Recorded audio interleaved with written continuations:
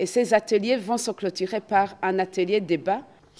Dans son mot d'ouverture, Madame Justine Nkurunziza, qui est la vice-présidente de Force, a d'abord rappelé aux participants l'historique de la communauté est-africaine et le bien fondé de l'étude d'impact d'intégration du Burundi dans l'East African Community dans son ensemble. Elle a aussi remercié Trademark Burundi avec son appui financier qui va permettre aux forces de bien sensibiliser le peuple burundais en ce qui concerne les attentes du pays par rapport à son adhésion au sein de cette communauté. Est-ce que le Burundi a déjà bénéficié? Selon le chargé de programme dans l'intégration régionale au sein de Force, cette étude contient beaucoup d'outils de sensibilisation sur les avantages que le Burundi tire de cette intégration.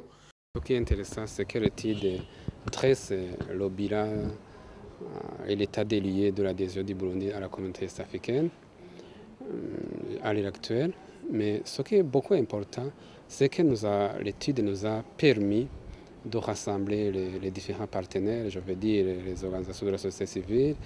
les représentants du secteur privé et les représentants du gouvernement, à s'asseoir ensemble et discuter et donner des témoignages sur la manière dont ils vivent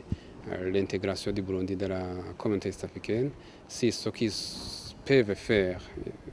personnellement ou dans les organisations respectives afin de renforcer la position du Burundi au sein de la communauté est-africaine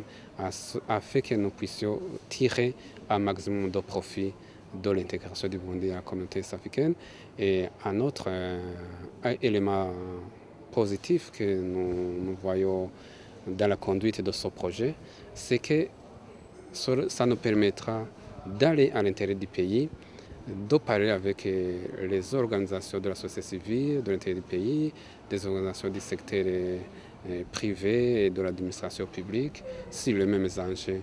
Lors des échanges, les participants ont proposé à ce que la langue française puisse devenir, elle aussi, une autre langue officielle de communication au sein de la communauté est-africaine et que le Burundi puisse maintenir le français comme langue utilisée dans le secteur d'enseignement et s'assurer aussi que nos jeunes restent parfaitement bilingues. Jérémy Nkunzimana de Force a quant à lui suggéré que l'anglais puisse aussi être enseigné pour faciliter l'intégration.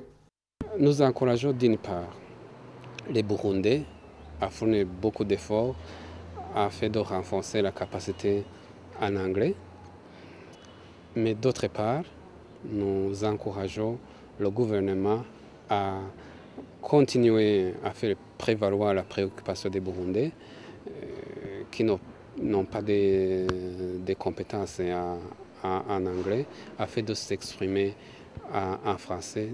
au moins durant ces premières années de l'intégration où il est difficile de trouver beaucoup d'experts burundais qui s'expriment bien en cette langue.